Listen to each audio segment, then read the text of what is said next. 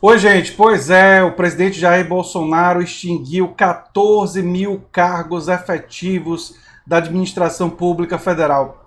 E aí eu fico pensando em você encontrar aquele concursista que votou em Bolsonaro. Acho que deve ser uma experiência divertida, né? E você contar essa notícia para ele, ver como é que ele reage ou ela. Assim, porque o concursista não é qualquer barata que votou na bota. É uma pessoa que supostamente tem um pouco mais de informação e tal, mas votou numa bota especial, a bota que acabou com boa parte das chances dele de entrar na carreira pública, não é? Nós vamos falar sobre isso no vídeo de hoje.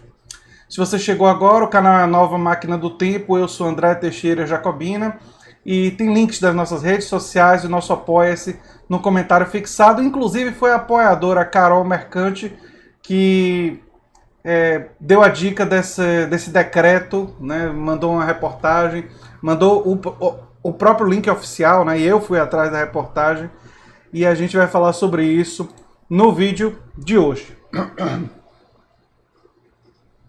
Bem, ele assinou o decreto 10.185, publicado na última sexta-feira no Diário Oficial da União. O documento extingue cargos efetivos do Poder Executivo e veda a abertura de concurso público e o provimento de vagas adicionais para carreiras específicas listadas na publicação.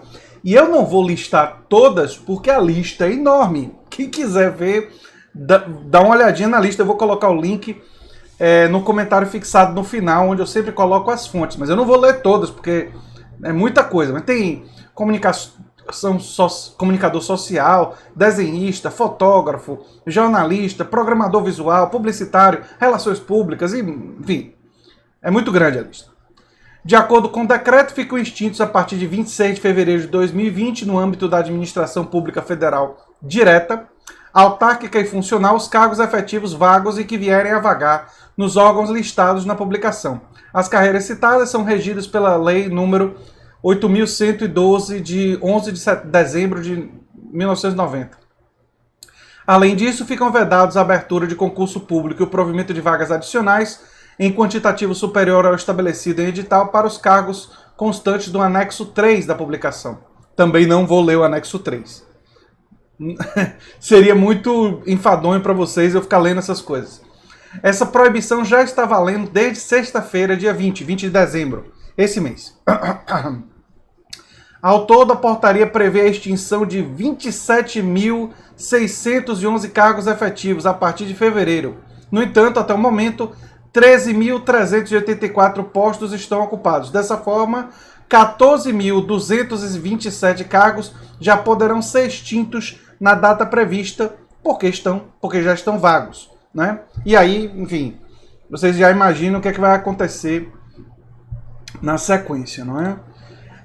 Algumas pessoas, principalmente os liberais de plantão, vão dizer: ótimo, tem mais é que extinguir mesmo, tem que diminuir o tamanho do Estado.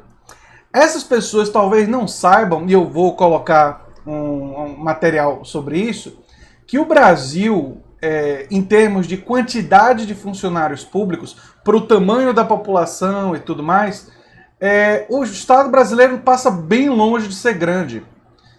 Nós não temos nem 15% da população trabalhando para o Estado.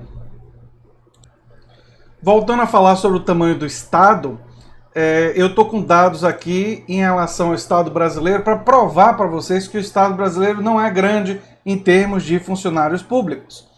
O Estado brasileiro emprega pouco mais de 10% do mercado de trabalho. Na Noruega e na Dinamarca, países que têm garantia de direitos sociais universais, pelo menos 1 em cada 3 trabalhadores são funcionários públicos. No Chile, que está tendo todo o problema lá, mesmo com todas as dificuldades, o setor público emprega 50% a mais que o Brasil. E aí, o André Levy, que é graduado em matemática pela USP, com mestrado em Stanford University e doutorado na Universidade de New South Wales, traz justamente essas informações. Que grande estado é esse que não coleta esgoto de metade da população, que deixa 3 em cada 4 cidadãos à mercê de um sistema de saúde deficitário e em que mais de metade dos escolarizados são analfabetos funcionais. Quando se fala do tamanho do Estado do Brasil, frequentemente se refere à carga tributária. E frequentemente, quando se refere à carga tributária, fala-se da arrecadação fiscal como percentual do PIB. Mas serviço público não é custo variável, não fica mais barato quando o PIB decresce. O Estado continua pagando o mesmo número de professores, médicos, enfermeiros, policiais.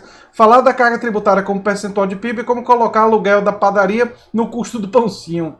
E ele mostra aqui que a arrecadação fiscal do Brasil é menor do que a Dinamarca, do que a Bélgica, do que a Suécia, do que a França, do que a Noruega, do que a Finlândia, do que a Áustria, do que a Itália e tudo mais. E vou botar essa reportagem para vocês verem. Essa história de que o Estado brasileiro é grande é uma explicação dos liberais para tentar reduzir que não corresponde à realidade. Eu já expliquei aqui em vídeos que a carga tributária brasileira, inclusive, ela é muito pesada no consumo e na produção, mas ela é muito, muito baixa na herança, no imposto de renda, no patrimônio, e ela é inexistente em dividendos empresariais, que são os lucros das grandes empresas distribuídos entre os acionistas.